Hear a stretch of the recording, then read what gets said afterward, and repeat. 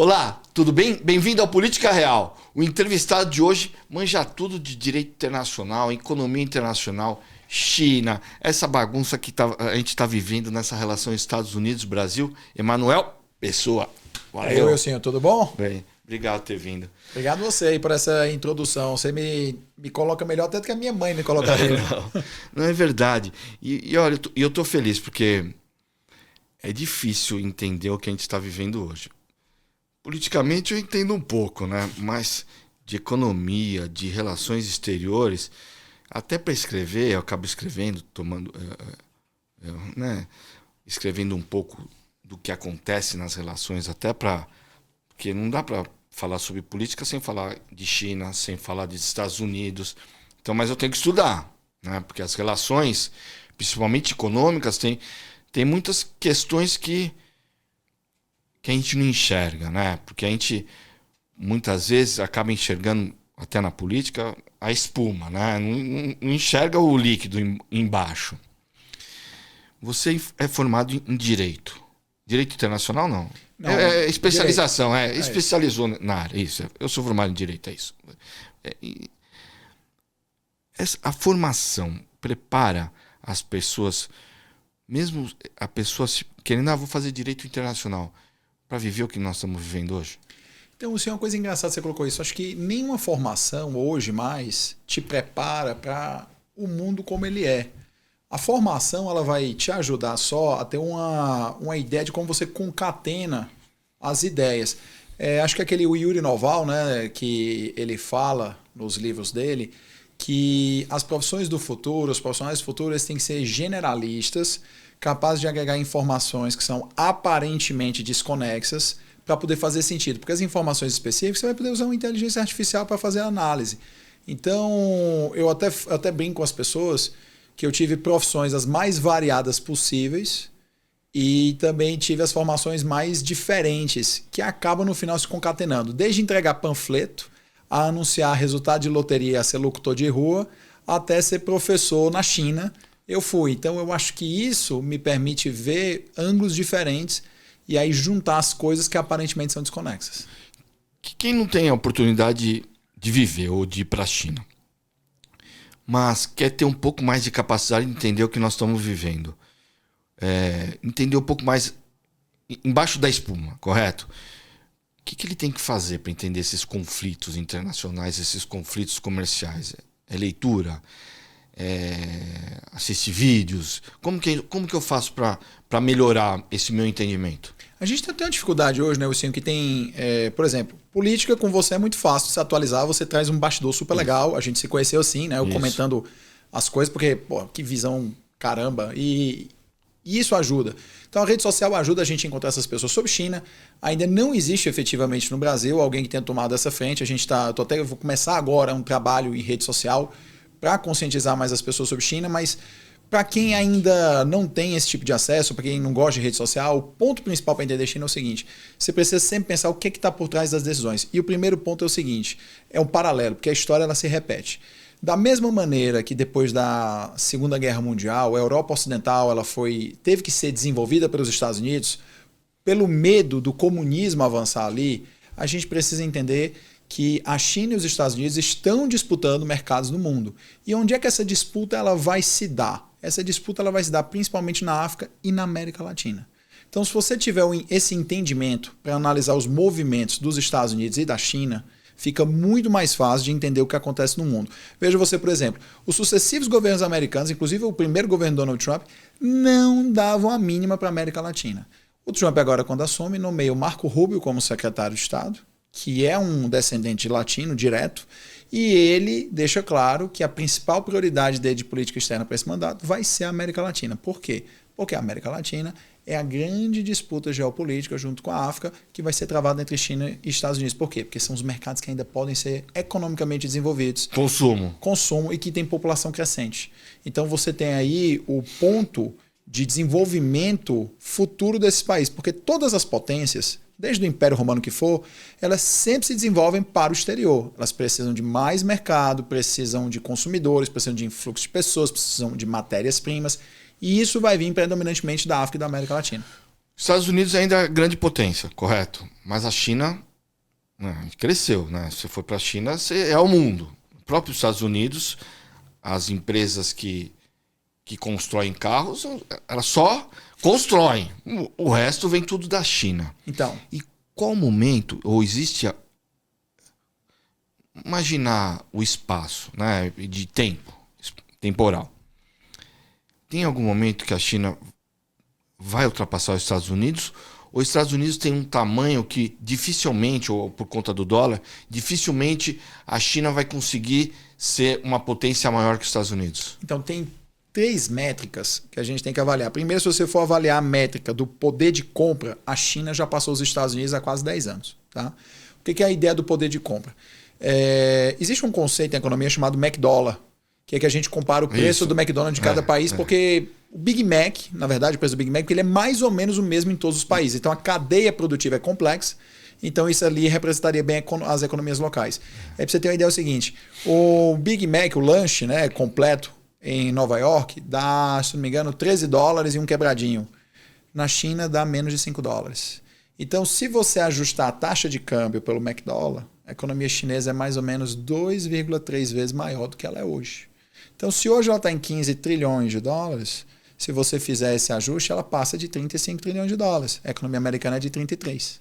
Então, em poder de compra, a China já passou os Estados Unidos. O outro critério que a gente tem que analisar é a produção científica. Em produção científica, os Estados Unidos já foram completamente superados pela China há bastante tempo. A China hoje registra mais patentes do que a União Europeia, o Japão e os Estados Unidos juntos. Então, tecnologicamente já era. Agora, do ponto de vista do dólar nominal, e aí vem o que você falou, a dominância do dólar, a expectativa é que a China supere os Estados Unidos lá para 2039 ou 2045. Vai depender de variações de taxa de câmbio e variações do crescimento da economia americana. O poder bélico dele também é um ponto importante ou não? Embora o poder bélico seja um ponto importante, a gente já está num ponto, né, Wilson, que assim... Você pode ter 10 mil navios de um lado, 20 mil do outro. Se Estados Unidos e China entrarem em guerra, provavelmente vai descambar para o nuclear. Então, no final do dia, os dois países brigando, se eles levarem a guerra ao máximo, é a destruição completa dos dois. E talvez do planeta por conta do desastre ambiental que se segue. Então, por mais que o poderio militar seja um ponto considerável, ele não é mais o determinante nessa corrida como era no passado, quando você tinha, por exemplo, aquelas disputas entre França e a Inglaterra no século XIX, que aí o grande determinante mais do que a economia era o poder naval, o poder militar, os exércitos, quando você tinha lá o Duque de Wellington brigando com Napoleão. O que interessava é quem tinha mais arma e não quem tinha maior economia. Então isso é um pouco diferente hoje. Tanto que a Rússia tem uma economia muito menor do que a economia americana e ainda assim ela é uma grande potência a nível internacional por conta do seu poderio militar, que é gigantesco.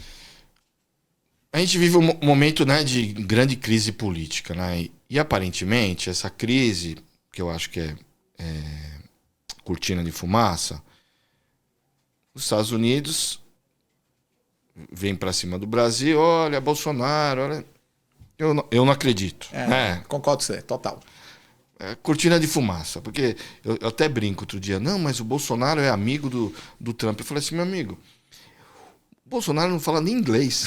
Como que você pode ser amigo de alguém que você não consegue se comunicar? Você pode gostar, você pode ter uma relação assim, olha, o que fizeram no Capitólio é parecido que...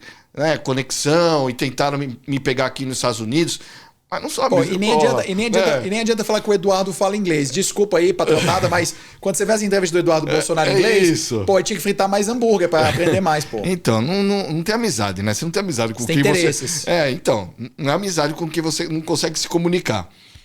E aí, o Alexandre e tal, aí vem a história dessa nova lei, que eu tenho até dificuldade de falar, que é a lei Magnitsky. Isso, essa aí. É difícil mesmo esse nome. Qual o objetivo dentro do direito internacional? Vamos pensar de uma maneira diferente. E assim, de uma forma didática, para as pessoas entenderem, né? Vamos pensar de uma forma diferente, tá? Bem simples. O que acontece é o seguinte, a esquerda brasileira, ela tem o famoso viralatismo, de que ela, em vez de olhar para dentro e analisar que os problemas do Brasil são majoritariamente causados pelo Brasil, claro que existe pressões internacionais, ninguém vive isolado, né? Por mais que a América do Sul seja praticamente uma ilha, ninguém vive isolado do resto do planeta, mas nós somos pobres e lascados por conta das nossas decisões, principalmente. Você tem que assumir a responsabilidade. Né? Não pode ser igual no churrasco da família, que tem um tio bem-sucedido, aí você fica olhando pro tio bem-sucedido e diz assim, se eu tivesse o dinheiro dele, se eu tivesse o carro dele, pô, mas você trabalhou o que ele trabalhou? Você estava aqui hoje mais cedo falando, né, que você passa um ano que não tem campanha trabalhando, feito um burro, para quando chega no ano de campanha trabalhar mais ainda. Então, as pessoas às vezes não olham isso. Então, o que acontece com o Brasil? O Brasil resolve culpar o dólar de tudo. Eu lembro que quando... eu vou trazer uma coisa pessoal. Eu fiz doutorado em Direito Econômico na USP, né? E aí eu tive que fazer disciplina... meu orientador me obrigou a fazer disciplina de Marxismo 1. Tá? Aí eu fui para a FEA fazer Marxismo 1. E aí eu tinha uma colega de turma, que era uma política, não vou mencionar nome, e ela lá numa apresentação ela disse: a culpa do Brasil, da pobreza do Brasil, é do imperialismo norte-americano e do dólar. Então, isso daí permeia o pensamento da esquerda brasileira. E aí, o que acontece? O Lula, que você pode ter todos os problemas com o Lula, ele é popular lá fora. Tá? Ele é popular lá fora. Você vai à China no final do ano, você vai descobrir que ele é popular para um caramba lá. Mas por quê? Porque lá em 2003, quando a China queria entrar na Organização Mundial do Comércio, para poder eliminar as barreiras comerciais que os americanos colocavam e seguravam as exportações chinesas, o Brasil foi quem bancou a candidatura da China. A China entrou na OMC e multiplicou as exportações industriais em 14 vezes em um período de 20 anos. Então, o Brasil é parte do desenvolvimento econômico chinês. Tá? Então, eles adoram o Lula. Adoram. Então, o que acontece? Eu sabia disso, é importante. O Lula, aproveitando a influência que ele tem lá fora, ele começou a bancar a ideia de uma moeda alternativa dos BRICS para substituir o dólar. Tá? A China quer? Não. Ela sabe o que vai acontecer, mas quer? Não quer. Por que ela não quer? Porque a China tem uns 10 trilhões de dólares guardados. Se o dólar derroca, ela perde 10 trilhões. Pô, vai valer nada. Não vai valer nada. Então ela quer que seja devagar para dar tempo dela gastar os dólares, para dar tempo dela usar. A Rússia quer? Não, porque a Rússia exporta... Mas você acha que... tudo bem que vai levar tempo, mas você acredita que eles vão querer potencializar a moeda deles? Ou existe na cabeça dos chineses a ideia de criar uma nova moeda? Eles vão potencializar a moeda deles, porque você ter a moeda é você ser o império. Isso. Tá? Mas aí só voltando para o que você tinha perguntado. Então o Lula começou a bombar, do ponto de vista internacional, essa ideia de alternativa ao dólar. Aí começou a atrair os outros líderes de esquerda global, começou a fazer um movimento. O que acontece se você perde o dólar como hegemonia, né? Pô, bicho, ano passado, em novembro, eu gravei um vídeo dizendo, o Trump ainda não tinha nem assumido, eu dizendo o seguinte... que o Trump já tinha soltado essa pílula. Eu disse, se o Brasil insistir nessa história, quando o Trump virar presidente, nós vamos ter tarifa até de 100%. Chegou a 50%. O que acontece? Se eles perdem o dólar, eles não conseguem financiar a dívida pública deles. Que a dívida pública americana é de mais de 34 trilhões de dólares. Se você não financia uma dívida desse tamanho, você quebra. Você quebra, vem inflação, perda de poder, falta de capacidade de atuar no exterior, você entra num ciclo negativo. E financia como? Jorrando dólar para o mundo? Porque o mundo quer comprar dólar, Eu você sei, precisa de dólar. Mas é isso. Como você precisa de dólar, você tem que ficar o tempo todo comprando o título do Tesouro Americano. Então você financia a dívida pública americana na taxa que eles colocaram, 2,5%, 3%, o que for. Por quê? Porque você pensa assim, como é que os Estados Unidos não vai me pagar? É só ele imprimir? É isso. Então você confia, você vai. Por isso eu estou falando que eles podem imprimir e jorrar dólar para o mundo. Inclusive, tem economista que fala que por que os americanos não imprimem uma nota de 35 trilhões de dólares e pagam a dívida? Entendeu? É claro que é maluquice. Mas, eu sei. Mas então, aí como o Lula tem essa história de criar a moeda do BRICS, o governo americano disse, opa, peraí, meu filho, não é assim. E o Bolsonaro é o contrário. O Bolsonaro é mais anti-China, mais pró-dólar. Então, quando você pensa nessa confusão toda, não é porque o Trump é amigo do Bolsonaro. Amigo nada. Países não têm amigos, assim, um país tem interesses. É isso. Então, como o país tem interesse, o interesse americano é o quê? Que um líder no Brasil seja aquele que vai, nessa disputa da nova Guerra Fria, aproximar a América Latina dos Estados Unidos, que vai usar a influência que o Brasil tem, o soft power brasileiro na África para os Estados Unidos, que vai ser contra a moeda chinesa, que vai promover o dólar e que não vai atrás de uma moeda comum para deslocar o dólar. Quem é esse cara? É o Bolsonaro. Então, por isso que o Trump defende o Bolsonaro. Se o Lula tivesse essa posição, o Trump não adora usar um bonezinho? Sabe qual era o boné que o Trump usava? I love you, Xandão. Era esse o boné. I love you, Xandão. Entendeu? Tinha um coração bem grande. Sabe como é que o Bolsonaro ia cumprimentar as pessoas? Ele ia botar um anel assim, love you 9, né? Te amo 9. É isso. É isso. Todo o resto é balela, É perda de balela, tempo. Né? É coisa de quem. E o povo fica numa discussão sem fim, achando que não vamos livrar a anistia. Mas sabe o que é isso? O Trump também não é otário. O que é que ele pensa? Se ele vai impor tarifa ao Brasil, ele vai gerar um anti-americanismo. Correto. Certo? Como é que é a maneira que ele mitiga o anti-americanismo? Pelo menos equilibra, né? Ele joga para metade que ama o Bolsonaro, que é polarizado. Então ele diz, eu estou defendendo o seu lado. Então essa turma, você tem gente que está defendendo a tarifa. Você tem gente apaixonada que fala que a tarifa é a salvação do Brasil. Cara, isso é um nível de loucura tão grande. Mas essa lei é uma diplomacia coercitiva? De alguma forma ele utiliza para isso? Essa lei foi criada porque teve um advogado russo que aquelas mortes russas, né? Que o cara cai do 10º andar. Esse morreu Ninguém consegue explicar. Mas esse não caiu. Mas esse dos russos é interessante. Muitos magnatas caem do 9º, 10º andar, né? Acho que a gravidade... Sempre na crise. A gravidade na Rússia não é reta, ela é assim, entendeu? Então cai. Outro dia um ministro teve demissão, apareceu morto no outro dia. Pô, mas foi a tristeza. Ele se matou. Não, ele estava triste, perdeu o cargo. Então, aí o que acontece aí? Essa lei ela vem para punir pessoas que o governo americano entendem que abusam de direitos humanos e democracia. Qual é a razão deles aplicarem para o Alexandre de Moraes? As pessoas acham que é por causa do Bolsonaro, a principal razão. Embora o processo judicial do Bolsonaro seja muito questionável, por descumprimento... não estamos aqui defendendo. Não, ele é questionável. Ele é questionável porque você não pode ter na mesma figura o juiz, a vítima, o acusador, e tem questão de foro, é bem complicado. Mas tem lado para todo lado, né? O direito tem isso. Só que o principal ponto aqui é o seguinte: quando o Alexandre de Moraes estava lá na cruzada dele contra as Big Tech, Facebook, Rumble e tudo mais, ele mandou que algumas das redes sociais censurassem as redes de pessoas domiciliadas nos Estados Unidos e censurassem as redes baseadas nos Estados Unidos. Então, da mesma maneira que o governo... E uma das redes é do Donald Trump. A Rumble. Ele é um dos sócios. Isso. Então, da mesma maneira que o governo brasileiro está batendo aí no peito, dizendo que tem soberania e não pode aplicar norma lá da corte inglesa no Brasil, por que o governo brasileiro então não entende que o Alexandre de Moraes não podia aplicar a legislação brasileira no território da Flórida? Você entende? É a mesma regra. Então, o que aconteceu? O governo americano entendeu que isso foi uma tentativa de censurar a primeira emenda, que é onde os Estados Unidos falam que todas as pessoas têm liberdade de expressão. A liberdade de expressão nos Estados Unidos é tão grande, Wilson, que é o único país do Ocidente civilizado que o partido nazista pode funcionar, porque os americanos entendem que ele tem que ser derrotado pelas ideias e não pela proibição. Eu acho um exagero, mas é a regra americana. Então, a violação maior de direitos humanos do Alexandre de Moraes foi a censura de perfis em território americano. Mas os Estados Unidos também não praticam um pouco de... nesse sentido de sanções unilaterais? Pode quem manda, obedece quem tem juízo. Mas ele não faz também? Pô, mas vem cá. Você acha que se o Brasil amanhã não quisesse sancionar o Uruguai, o Paraguai, a Argentina ou Venezuela não sancionava? Mas no direito internacional, até onde isso é legítimo? Então, não existe muito uma regra do que é legítimo, porque no direito internacional você tem duas coisas, né? Você tem a força que se impõe, que é a verdade, né? Que é o fator real de poder. Tinha um alemão chamado Lassalle, né? Ele tem esse nome francês, mas chamava Lassalle, que ele falava o que é o fator real de poder. O fator real de poder é o que sustenta por trás. E no final do dia o que sustenta é a força. Quem tem a força? São os americanos. E o Brasil, como que ele pode se defender dessa questão, né? De legislação, do tarifaço? É só de forma diplomática? Tem alguma... Juridicamente ele consegue de alguma forma? Juridicamente, a norma porque lá... Porque dá porrada e tem que aceitar. Não. Entendeu? Não. Vamos lá. Como que eu vou reagir, né? Se alguém te pegar na rua e dar uma porrada, você vai reagir, não vai? Pô, eu com 1,86m, acho que eu vou, né? Assim, porra.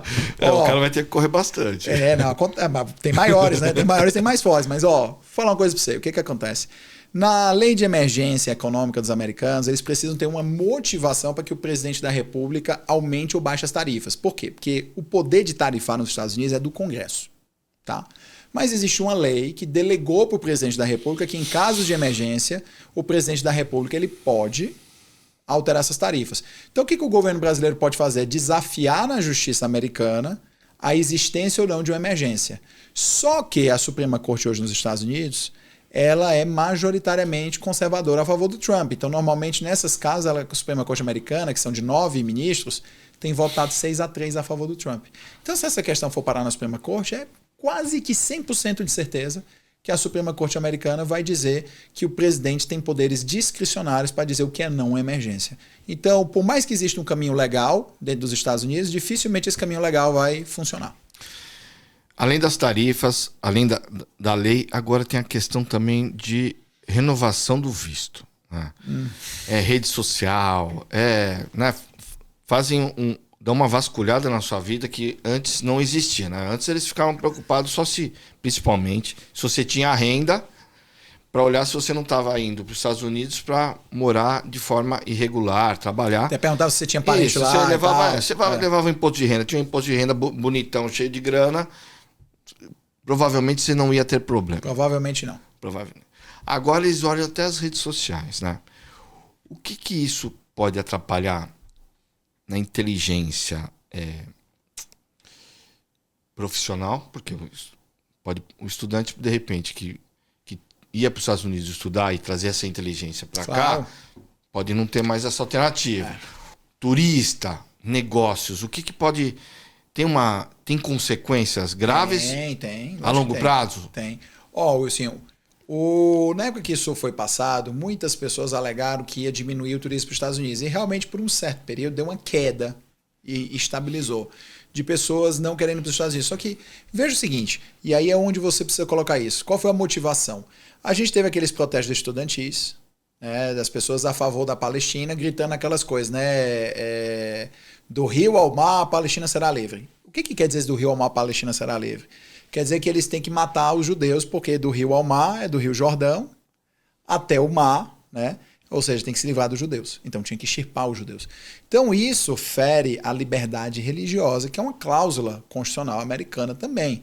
Então a ideia do Trump foi evitar, porque se detectou uma quantidade muito grande de estudantes estrangeiros envolvidos nessa organização nos campos e desvirtuando os campos americanos. Eu estudei em faculdade americana e eu te falo, é dominado, cara. É dominado. Eu peguei assim o último momento em que você tinha debates livres. Eu vou com frequência, né, lá para Harvard, vou ver o commencement, né, que é a formatura que tem em maio. E, cara, você vê que o negócio hoje realmente é dominado. Por que acontece? A gente tem o problema da minoria barulhenta, né?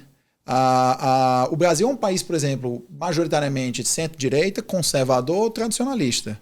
Mas por que a esquerda emplaca tanta pauta? Porque a maioria normalmente é mais organizada e mais barulhenta.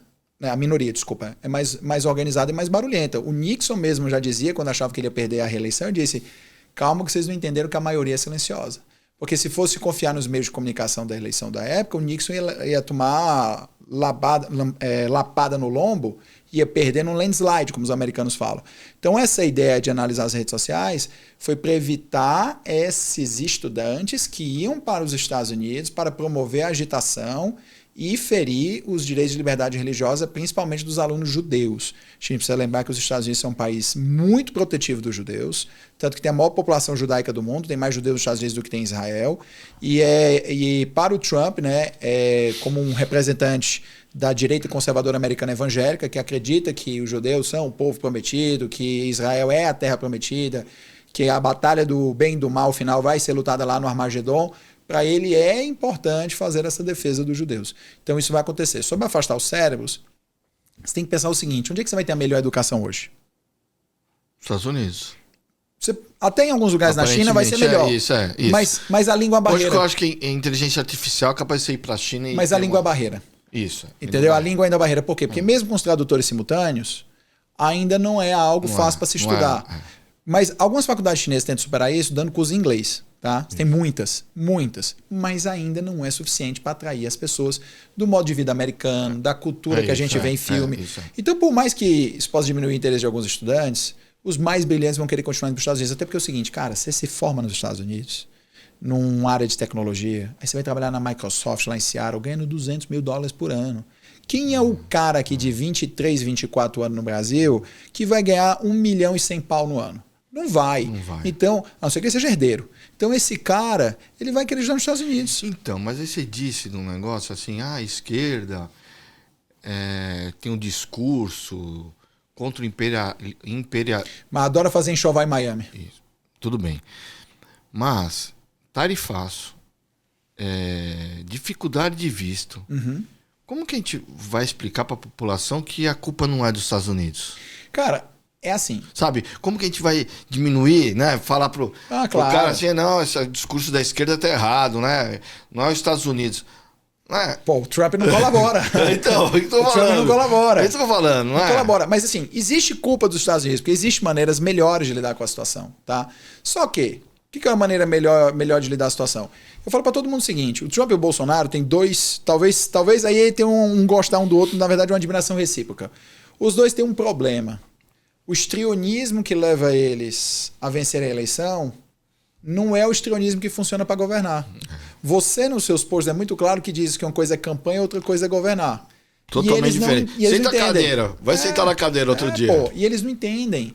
E aí eles mantêm esse histrionismo. Porque muitas das coisas que os dois fazem, se fossem feitas de uma forma mansa e educada... Posso dar um exemplo? Eu vou dar um exemplo do negócio de governo.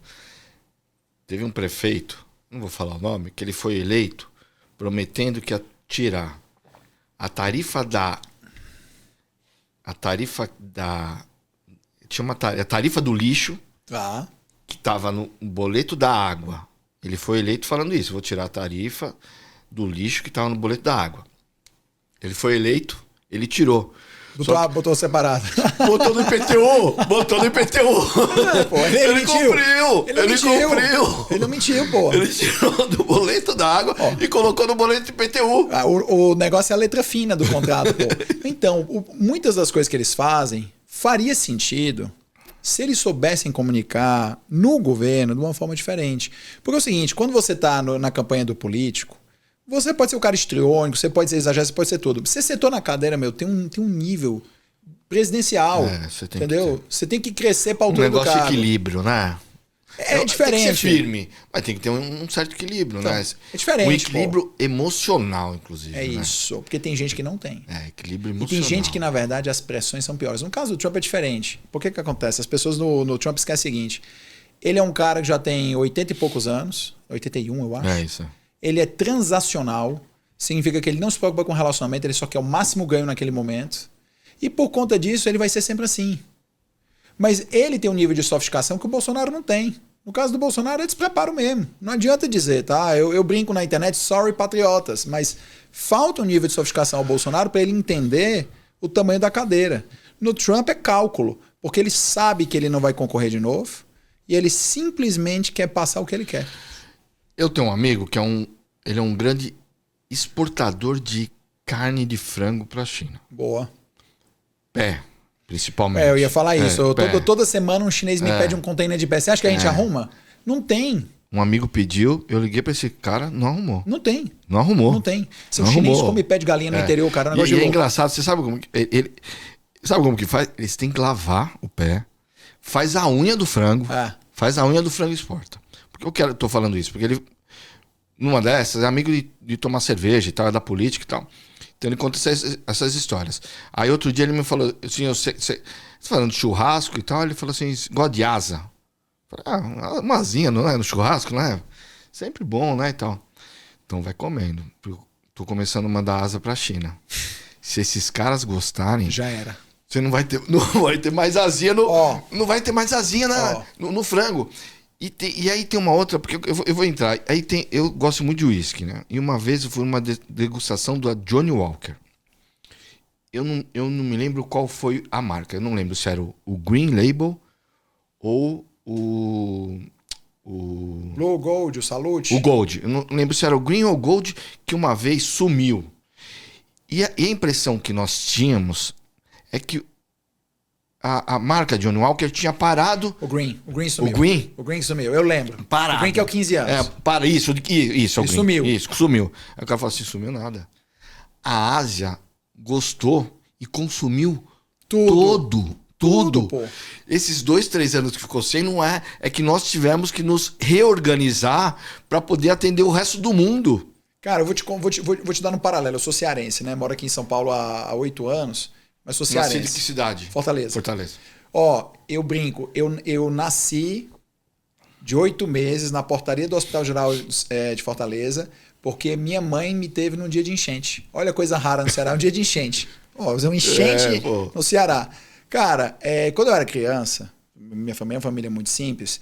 E aí a minha mãe, né? Você veio pra cá há quantos anos? Eu vim pra cá em 2017, tinha 33 anos. Mas você estudou lá?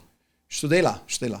Fiz faculdade na Federal do Ceará, fiz primeiro mestrado na Federal do Ceará, fiz o mestrado em Harvard, voltei para a Federal do Ceará, fiz um doutorado aqui, terminei 6 meses aqui na São Francisco, os créditos, indo e vindo, viajando. Depois vim morar aqui e daqui eu fiz um curso de 8 semanas de ADM em Stanford. Certo. Então, tem essa então, voltando, China. Não, voltando essa parte do pé de galinha. Aí, minha família é uma família simples, né? E a minha mãe fingia que gostava de pé de galinha, que era para você dar o melhor pedaço para, né, a família. E isso é o que a família no Ceará faz, come o pé de galinha, né? Não tem mais. Ah, não tem você vai, mais. Não tem mais. Você chega no Ceará hoje, você procura o pé de galinha, acabou. Cabideira? Cabidela é a feita no sangue, cozida no sangue. Mas é o pé, né? Não, é a galinha. É a galinha? É a galinha. Eu nunca comi. Eu também não. Mas nem pé. Não, o pé eu já. O pé não tem gosto, é mais. É mais uma borracha que você tá ali mordendo. Mas, cara, era o costume. Era o costume. Especialmente as famílias mais simples. Não tem, porque foi tudo pra China. Tá tudo na China. Entendeu? Então, eu queria entrar nessa questão, que nem uma introdução.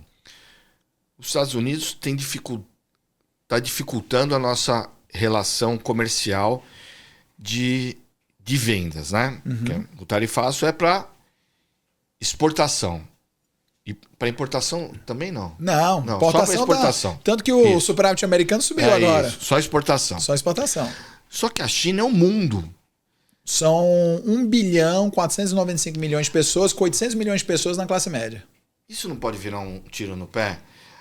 A gente não pode, de alguma forma, encontrar alguém com mais vontade ainda de ter os produtos brasileiros? Pode. Numa taxa... Pode. Então, mas aí é outro problema. Aí a mentalidade é errada. Vamos lá. Isso. Você tem uma bodega. Não, isso é sério. Você tem uma bodega. É isso. Você tem uma bodega, tá? Certo. Você já comeu paçoquito? Já. Tá bom. Então vamos lá. Você tem a bodega, você vende paçoquito. Eu sou seu cliente. Eu compro um paçoquito. Legal.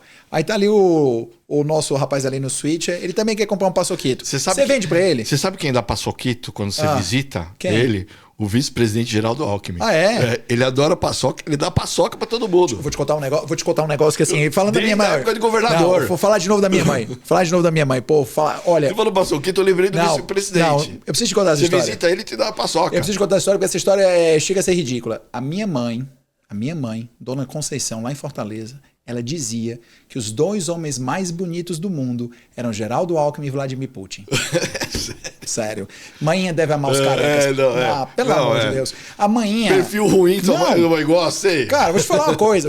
Quando eu fui pra... Eu gosto de cara de nariz fino, né? Cara, a primeira vez que eu fui pra Europa, minha mãe disse assim, filho, eu queria uma coisa. O que, mãe? Eu queria o calendário do Putin. Aquele dele sem camisa. Mas voltando pro paçoquito. Ó, você tem paçoquito pra vender, tá bom? Eu quero comprar um, nosso amigo ali quer comprar um. Você vende pra mim, pra ele, não vende? Vendo. Tá bom. Eu não compro de você. Parei de comprar de você. Ele compra 2. Legal, você manteve a venda. Isso. Mas se eu comprasse, você não ia vender 3? Mas eu acho que você criou um novo caminho. Porque acho também...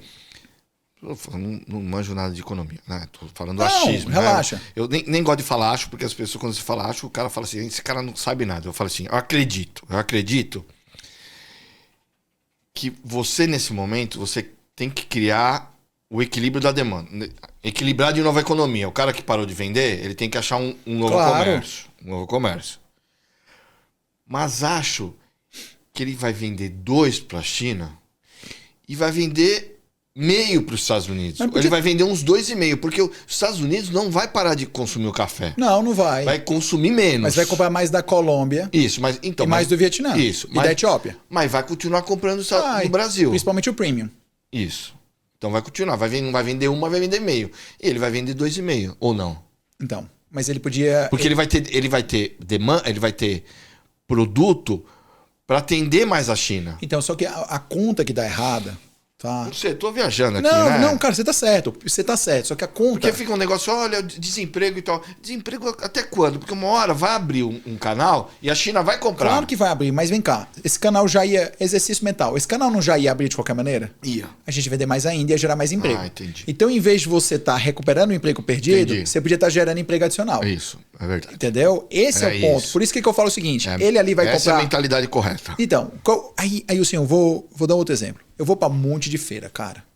Tá? Na China eu fui pra feira pra caramba. Se alguém quiser saber o que é feira de produto chinês, me chama, porque isso eu E sei. tem um negócio de beleza, tem, não é? Eu vejo uns caras indo, é feira de móveis, né? Cara, É o mundo, né? Vou te contar um negócio. Sabe essa cafeteira aí que você tomou um cafezinho antes de começar? Isso.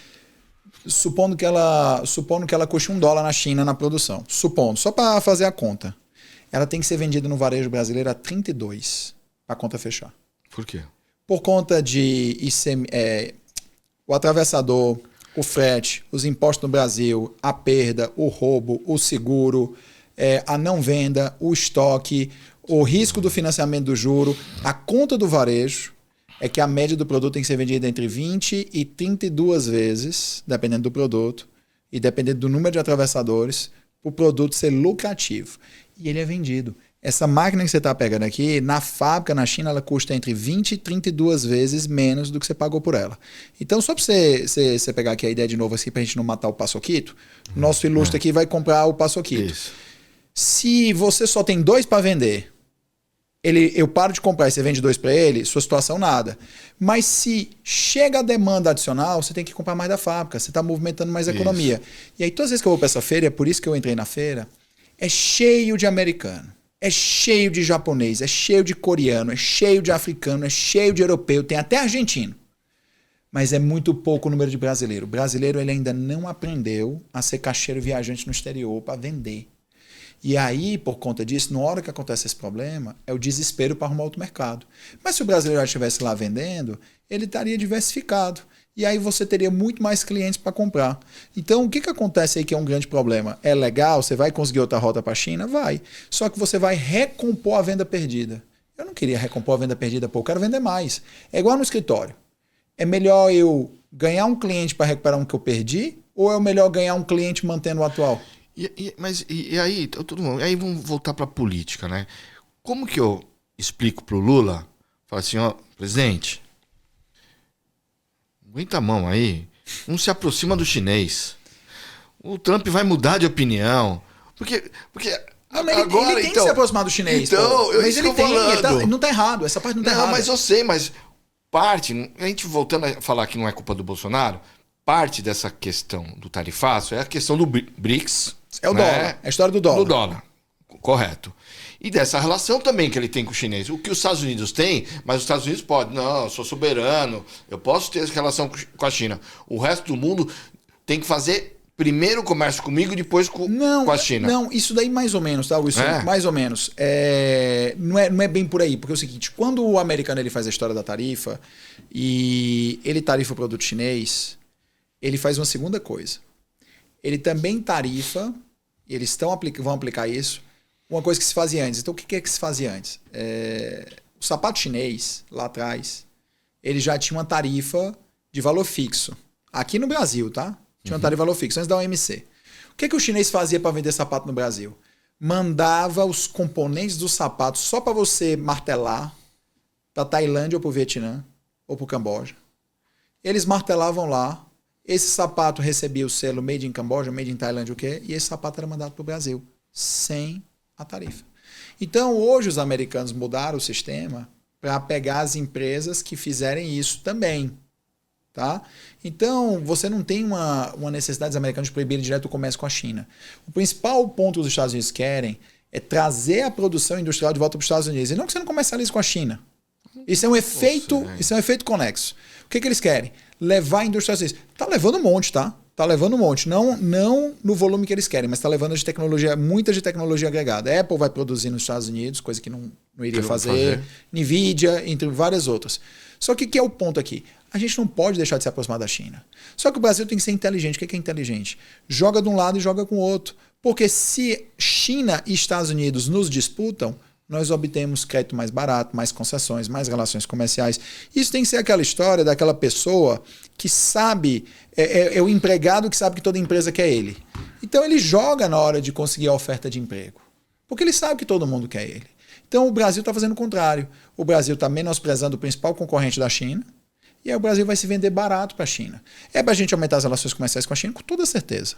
Morei na China, cara, país sensacional. Ó, eu vou para Pequim, Xi'an, Xangai, Hong Kong, Taipei e Seul. Tá. O que eu vou encontrar nesse mundo? Praticamente todas essas cidades, hoje elas são cidades que elas têm um conceito na Ásia que chama de Zero World, né? Eu e você crescemos no mundo de Guerra Fria.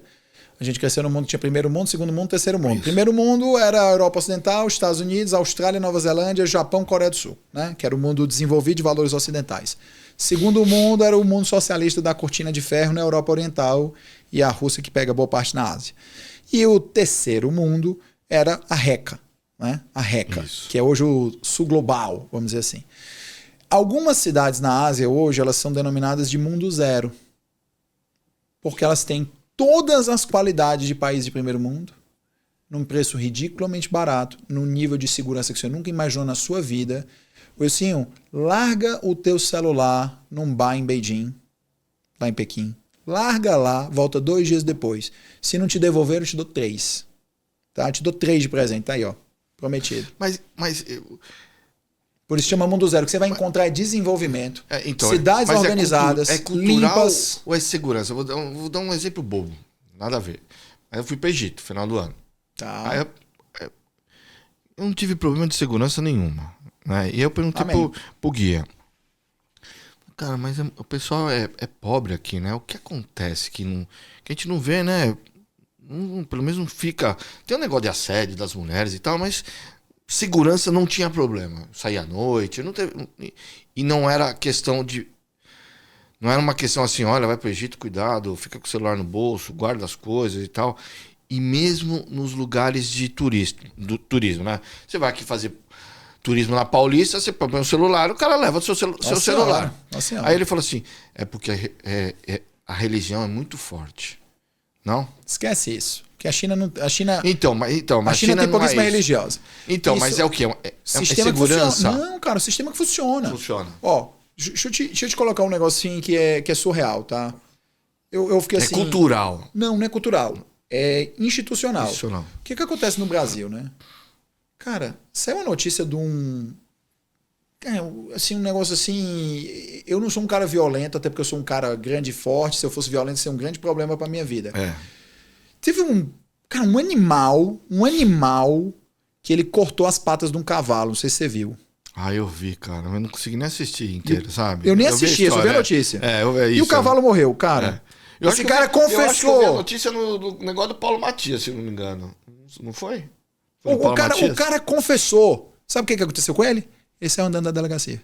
Presta atenção. Ele confessou o crime e ele saiu andando da delegacia. Agora, aí a desculpa que ele deu hoje em rede social, eu sei que eu fiz um ato de crueldade, eu tava alterado porque eu bebi. Cara, aí esse cara vai, encontra uma mulher, a mulher nega os avanços dele, ele tá bêbado, descontrolado, ele vai cortar os pés, entendeu? Ele é um risco à sociedade. É isso.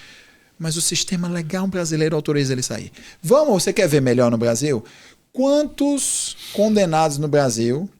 Né? O cara é condenado, já é reincidente, já foi reincidente 5, 6, 7 vezes, aí ele é preso de novo. Sai pela porta da frente. Sai pela porta da frente numa saidinha, audiência de custódia, ou numa saidinha. Mas por quê? Porque a gente sabe que quando chegar mais pra frente, chegar a subir os recursos no Supremo, o Supremo vai dizer que ele não foi condenado em última instância, então ele é inocente. Mesmo que ele tenha uma gravação falando tudo que ele fez. Tá? Então o Brasil, cadeia é pro triplo P. Desculpa, mas é um fato. Cadeia no Brasil é para preto, pobre e puta. Tá? Porque o resto sai pela porta da frente, na audiência de custódia, ou na fiança, ou na liberdade condicional ou provisória. Mas sai. Tá? Então, o problema não é, de modo nenhum, cultural. Porque eu vou te falar, eu estava na China, eu juro para você, é inacreditável. Mas você está falando que a justiça funciona. Super, aí eu vou te dar... Então, é cultural. Não. O cara sabe assim, institucional. Eu não vou fazer porque eu vou... Não, institucional. Eu não vou sair pela porta da frente, vou ficar. Então, institucional. Vou te dizer por que não é cultural. É isso, é institucional. Vou te dizer por que não é cultural. eu questionando os O chineses... negócio funciona. Então, eu questionando os chineses, e aí, como é que isso sempre foi assim? Isso tem a ver com a cultura de vocês, o confucionismo, o taoísmo e tal? Os caras dão risada. Os caras falam, não, Emanuel, há 15 anos atrás, você anda com essa... Que eu ando com a mochila pra todo lado, né? Com laptop, essas coisas. Aí, esse assim, 15 anos atrás, teriam roubado a sua mochila em qualquer cidade grande da China. E o que foi que mudou? Aí, o governo resolveu endurecer. Qualquer crime, menor que seja, pena dura, processo rápido, cadeia no cara, paga indenização, se ferra e o cara vai sempre respondendo preso. Então o Brasil não pune o criminoso e depois não entende por que as pessoas não têm incentivo para roubar. Cara, você tem um incentivo, você não vai acontecer nada com você, pô. Esse é o problema. Mas, chegando um pouco mais perto do fim, mas você acredita que o nosso alinhamento com a China vai ter que ampliar agora? Não tem outra saída? O Brasil devia aprender a ser vendedor. A gente tem que aprofundar com a China, tem, mas também deveria aprofundar com a Europa Oriental, com a Europa Ocidental, com a África, com a Oceania, com o resto da Ásia, com os Estados Unidos. Então, é vender. Veja, todas as grandes potências econômicas são países que têm forte exportação. Alguns deles, claro, importam mais do que exportam, mas mesmo assim tem um volume exportador alto. Os Estados Unidos exportam mais de 2 trilhões de dólares por ano. A China exporta acho que 3. A Alemanha exporta mais de 1,5. Então, todos esses países, por mais que os Estados Unidos tenham déficit, eles são exportadores. Por quê? Porque o comércio exterior, Wilson, ele tem uma vantagem assim sensacional. Ele te permite absorver tecnologia mais rápido. É que o Brasil adotou um modelo de industrialização de substituição de importações. Isso fecha o mercado. Quando fecha o mercado, você tem uma obsolência tecnológica muito rápida. Quando você tem um modelo chinês e americano, que é integração em cadeias produtivas globais, você está o tempo todo competindo no exterior. Então, você tem que estar sempre investindo nas novas tecnologias ou a sua empresa quebra. Isso acelera o desenvolvimento tecnológico. É por isso que tecnologia no Brasil é uma piada. Uma piada. O que o Collor falou que os nossos carros eram carroças, né, nos anos 90, isso vale para a nossa tecnologia em geral. Como é que um país com 220 milhões de pessoas praticamente não tem marcas próprias? Vou te dar até um exemplo mais banal. Qual é a cadeia de café do Brasil que tem mais de 100 unidades? Não sei. Starbucks. Não, Starbucks não tem 100 unidades no Brasil todo. Mas você consegue... Mas já teve. É que andou fechando. Acho que não, hein? Não? Acho que não. Porque eu acho que é basicamente concentrado São Paulo e aeroportos. Mas pensa comigo. Pensa comigo. A gente não tem uma cadeia, pô. Não tem. A China, que não é produtora de café, aliás, ela produz, não provisidiu não, mas pouco. Pô, ela tem... A Luckin Coffee tem 16 mil unidades na China, cara. Então, a gente, por não ter essa mentalidade integrada na cadeia produtiva global, a gente não compete, a gente não tem a necessidade de crescer, a gente não sente a necessidade de inovar. Então, o Brasil precisa ser caixeiro viajante. Você tem que ir para feira, tem que vender, tem que diversificar a receita, tem que fazer relação de todo tipo. E quem faz isso? O presidente da República? O Itamaraty? Eu vou dar um exemplo que é pessoal.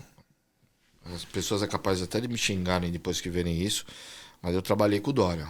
Muitos anos, né? Muitos anos ao longo desse período de prefeitura e governador. Fiz a campanha, fui secretário. Parabéns, e parabéns. Né? A gente sabe que foi uma campanha dura. Foi dura, principalmente para governador. Por que eu estou falando isso? Porque ele tem uma habilidade de vender as coisas, sim, principalmente para os mais ricos, né? Que é fora do comum. Ele é disciplinado, fica em cima. Ele é trabalhador, dá follow-up. Isso. Ele seria um cara... olha, para ficar claro para as pessoas, eu vou usar o popular. Ele seria um caixeiro viajante. É isso. Ele seria o melhor presidente da Apex. Debaixo do sovaco, pegaria o agro debaixo do sovaco, iria na China. Ele venderia. E pegava parte, ia na Europa, ele ia viajar mais que o Fernando Henrique, que chamava de Fernando Henrique Viajante. Viajando Henrique Cardoso, tinha no Cacete Planeta. Isso. Ele ia meter vou falar que trabalhou conosco aqui, ia colocar um Rodrigo Garcia, um Rodrigo Maia, para tocar a economia e a máquina, e ele ia sair vendendo esse país. Eu tenho certeza, eu tenho certeza, a gente nunca ia ter tanto investimento externo como a gente teria se ele fosse presidente. Então, vou te colocar uma coisa. Eu acho que ele seria o melhor presidente da Apex do Brasil. Tá? Também. Porque acho que a presidência, acho que ele tem um estilo meio duro, acho que seria um pouco... Acho que o presidente da República... olha, embora eu acho... Mas ele ia pegar os caras e ia vender, cara, esse país. Tranquilo. Como ninguém. Eu não sei se ele tem chances eleitorais, mas o Alckmin seria um temperamento muito bom de presidente. Seria. O temperamento, ele tem um temperamento muito presidencial. Mas, respondendo a sua pergunta de uma forma mais direta, os árabes, eles têm um ditado muito legal. Confia em Deus, mas amarra o teu camelo. Então você não tem que depender só do presidente da República, entendeu? Vai atrás, pô. Se você tem um negócio, vai atrás. Cara, eu sou advogado. Eu fui trabalhar na China por quê? O governo chinês chegou... Você forma diplomatas, é isso? Na China? Como então, que é isso? É isso.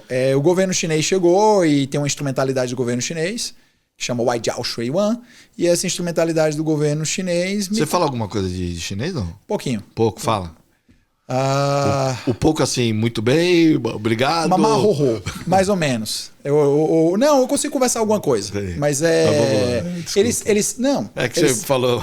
Eles entendem o que a gente fala, mas obviamente com alguns erros, algumas coisas. Eles são muito pacientes, porque eles sabem que as pessoas não querem aprender chinês. Então, quando eles veem um estrangeiro falando, cara, eu vou nas palestras e quando eu dou palestra na China, eu sempre tiro uma brincadeira. Eu digo assim, Bashir Zhongguo.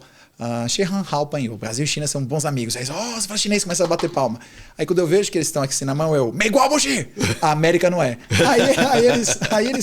Aí é isso. Aí eu já sei que eu ganhei 10 reuniões, que eu vou almoçar com as 20 pessoas, meu WeChat começa a abarrotar de contato, de repente eu me vejo lá que eu estou num site de notícia local, brasileiro, relações diplomáticas.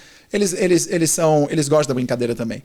Então, essa instrumentalidade, ela forma estudantes como se o Instituto Barão do Rio Branco, que é da diplomacia brasileira, tivesse uma escola de graduação, porque o Instituto Rio Branco é considerado pós-graduação. Então essas pessoas que vão para a trilha diplomática, elas são as principais que entram na trilha para o governo chinês. Então essa instituição, ela formou mais de 600 embaixadores do governo chinês. Então eu devo ter aproximadamente hoje pelo menos mais de 50 pessoas que já foram para a carreira diplomática. Daqui a uns 2, 3 anos vou ter mais de 100, e eu acho que daqui a uns 6, 7 anos eu vou ter pelo menos uns 10 oficiais de primeira classe ou 10 embaixadores que passaram por mim. Então foi isso com o governo chinês. E aí é justamente assim, lá eu dava aula de economia internacional, não era sobre o Brasil, e direito internacional. Tinha essas duas disciplinas. Tá? Os chineses, eles são vendedores. Eles saem viajando o mundo todo. Cheio de chinês que vem aqui para o Brasil, não fala uma palavra de português, vem com tradutor, contrata alguém o que for e sai para trazer vender. Então tá faltando para o brasileiro sentar e sair. Aí você pensa, vou chegar lá, não conheço ninguém. Cara, me manda uma mensagem, eu te ajudo. Ou faz o seguinte, chega lá mesmo na cara e na coragem, você vai no supermercado, começa a perguntar, cara, os caras vão te falar, porque se eles querem comprar, eles querem encontrar o vendedor. E da mesma maneira, quando o brasileiro quer comprar, ele também quer encontrar o vendedor. Tá faltando, não é ter um Dória. Isso ajuda, é um catalisador, legal, isso é um grande investimento, isso é obra estruturante, isso é empresa grande que vem de fora. Mas isso não resolve, um exemplo que eu tenho dado muito, a cooperativa lá que produz mel orgânico do Piauí, que está perdendo mais de alguns milhões de dólares de exportação dos Estados Unidos com as tarifas, isso não resolve o problema deles, porque isso não é o que o presidente vai tocar. São eles que tem que ter, eu tenho um mel sensacional, estamos com um dinheirinho aqui, em Dubai tem lá uma feira todo ano lá de produtor de mel, porque a região é muito boa de produção de mel, taca para lá, entendeu? E vai lá vender. É isso que está faltando. O Brasil não tem uma consciência de venda porque a gente tem uma situação muito interessante e privilegiada, né, Ursinho? Nosso principal vizinho é o Oceano Atlântico, nosso segundo maior vizinho é a Amazônia, nosso terceiro maior vizinho é o Pantanal e nosso quarto maior vizinho é a produção de soja ali com a fronteira do sul. Então o Brasil é praticamente um país isolado. Então você vê que você vai na Europa, os países são tão conectados que todos eles os europeus falam várias línguas. No Brasil é raro quem fala espanhol, tá? Mesmo com as nossas fronteiras. Por quê? Porque não toca, não tem contato. Então o Brasil, praticamente por design da natureza, é um país isolado e isso se reflete no nosso isolacionismo de não sair vendendo o Brasil.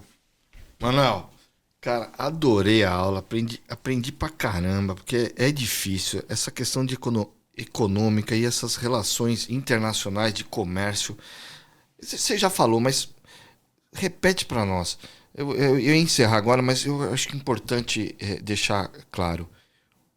Como a gente vai fazer para, ao longo dos anos, não ficar mais vulnerável a essa briga comercial dos grandes países? Você precisa aumentar o fluxo comercial com outros países. Porque tudo outros países, você diz, sair da rota China e Estados Unidos? Você tem que aprofundar China e Estados Unidos porque o volume é grande. Isso. Você não tem como fugir, mas você tem que aprofundar com os outros. Por quê? Pensa naquela história, né, Wilsinho? Lei da oferta e da procura. Se a gente tem pouca procura pela gente, se a gente tem poucos parceiros comerciais, os poucos que tiverem, acho que a gente não tem valor. Quanto mais parceiros a gente tiver, mais relações comerciais, mais tratados, mais intercâmbio, as outras pessoas pensam... Mais bonito nós vamos ficar. Tá enfeitando a noiva. E mais ainda, né? Você tem que lembrar que é o seguinte, as pessoas têm medo, um negócio chamado FOMO, né? Fear of Missing Out. Se o Brasil esquenta no sentido de aumentar suas relações, suas participações, sua liderança, seu comércio, sua compra e venda de produto, os países ficam com medo de não participarem do mercado, de não participarem das oportunidades.